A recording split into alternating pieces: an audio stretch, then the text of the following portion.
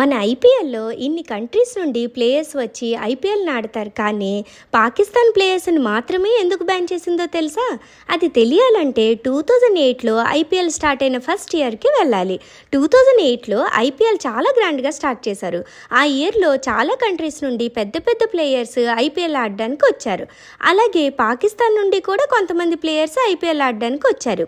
షోయబ్ అఖ్తర్, షోయబ్ మాలిక్, షహీద్ అఫ్రిది ఇలా 8 members Pakistan players IPL ఆడడానికి వచ్చారు. ఈ సీజన్లో Rajasthan Royals Chennai super Kings మీద విన్ అవ్వడంతో ఐపీఎల్ కంప్లీట్ అయింది. అదే ఇయర్ నవంబర్ 26న పాకిస్తాన్ మన ఇండియాలో ఉన్న ముంబై మీద అటాక్ చేసింది. ఈ అటాక్లో చాలామంది వాళ్ళ జీవితాలను కోల్పోయారు. ఆ న్యూస్ ప్రపంచమంతా స్ప్రెడ్ అయిపోయి ఇండియా పాకిస్తాన్ మధ్య హై టెన్షన్ నడిచింది.